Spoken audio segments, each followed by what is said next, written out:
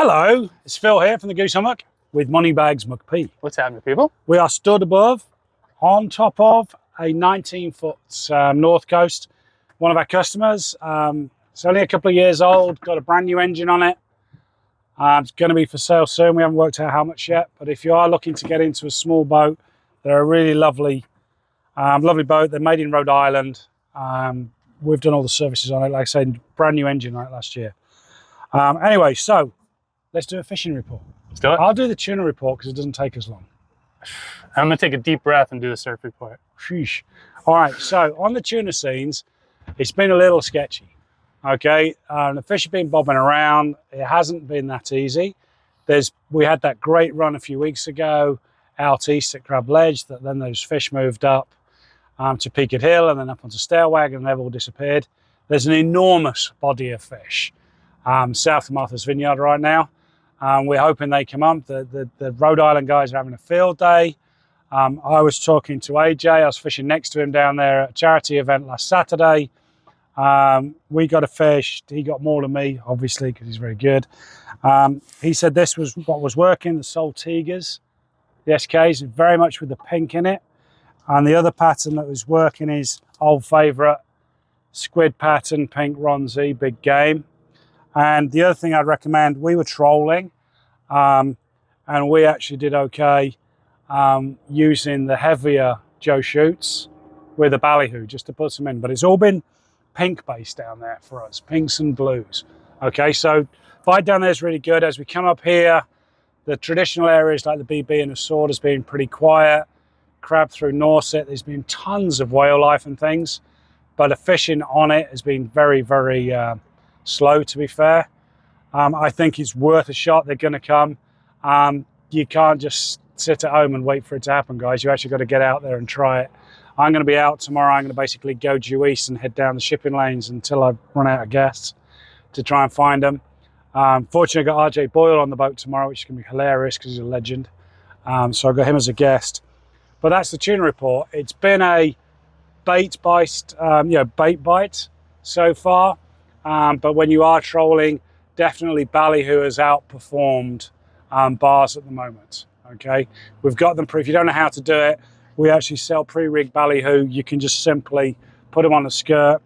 Joe Shoots do one of these. It's called the big hole version. You don't even have to recrimp the loop, so you can bang it straight on your snap swivel. Okay, so I'm not trying to get too depressed about the tuna fishing. It is tuna fishing. It's not meant to be easy. You're going to have to work for it, but get out there. It's going to be absolutely glorious tomorrow out there. A lot of people going. Get out there early. Feel free, look about, look for the birds, find some life. They've been popping off. Make it happen, okay? That's about it on the tuna scene. Well, the beach has been on fire. Not a day bite, so not a lot of topwater for me, but every single night that I've gone in the last 2 weeks, I haven't walked back without at least 15 fish. Nice. I had probably half a dozen over the 40-inch range the other night, and it's just been super steady. I'm always getting them. Anywhere in the bay you can find the pogies. It seems to be the key there, which is kind of predominantly around the canal entrance. But like I said, I've been crushing them. On the minnows, I've been kind of killing it. This chicken scratch was doing very well around full moon last week for me, and it's progressively kind of gotten darker. We just got a massive restocking of these guys. So we got a bunch of new colors and just a restock of the good old-fashioned classics. So this is the chicken scratch, and that was the ticket for me last week. And then the dark ghost, but this is the black back, and they kind of did a redesign of it with the flash on there. I am purchasing this today. Actually, I already purchased it. Whoa, it is in the rental vehicle. And then I got the white on white. There's another new one for me, and another one that's in the rental vehicle. Yeah, that's today. killer. That's a lovely color. I don't know why Nick and I were talking about this last week. It took him so long to get on the pearl, because bone is great, pearl is better.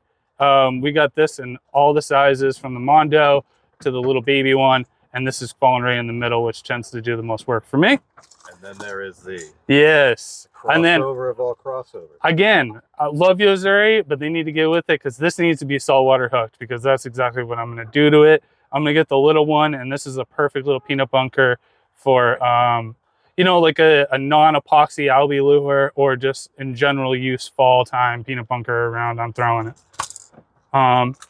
Again, with the small size. So this is probably what I'm going to be throwing for the Albies in the Pearl. That just is so money. I'm going to put a little Sharpie spot on it and just call it a day.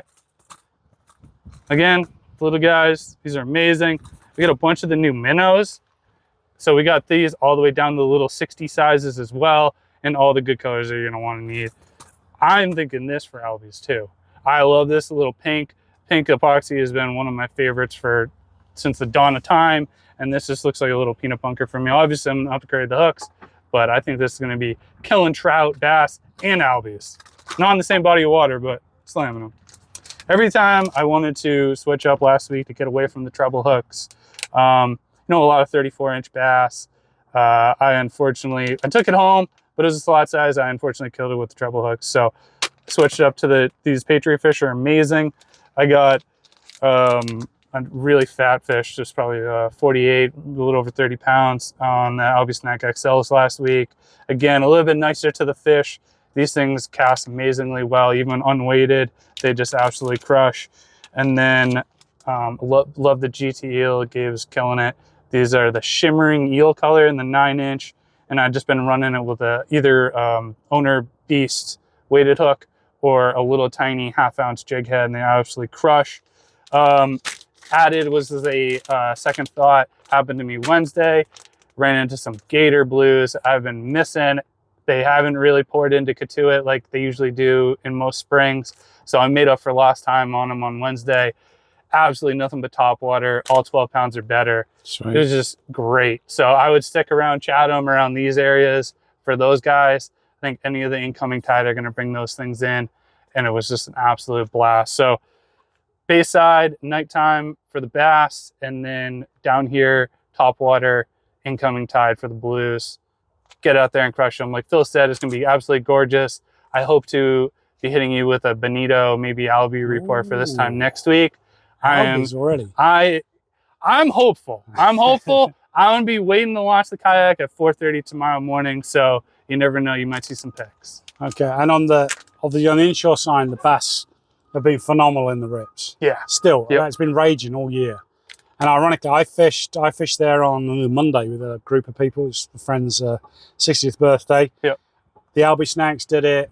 Ron Z did it. Yep. It's really weird. We didn't find any bluefish. Everything we caught was like 26 to, we had one 35-inch, but we caught 40 fish in 2 hours. Solid. Funny thing was, we came round the point of Monomoy. Yep. Cast, 2 Ron Z's cut in half instantly. Yeah. So we changed out to hard plastic. Yep. All we caught was striped bass.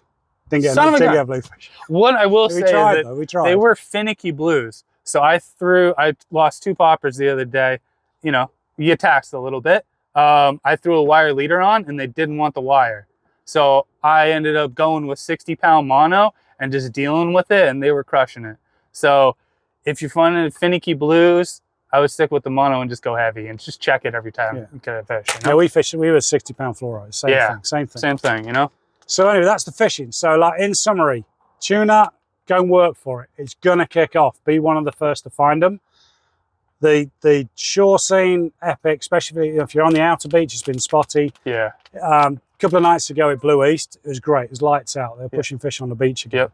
So you got to just move around, get on there. This weekend is going to be stunning. The other things to do, we're sat on a boat. We've got kayaks for rent here. With pontoons for rental. We've also got pontoon boats for sale if you're looking to get after it. Yep. Get out there, enjoy the water whilst you can. It'll soon be full. And which Ian's very happy about because it's Albie time. That's it. That is it. I bought a couple of epoxies to go along with the Uzuri plethora and a lot of 20-pound gold label leader. It's my favorite time of year. Absolutely cannot wait. He gets the juice for the Albies. You have no idea. No idea. All right, guys. Have a great weekend.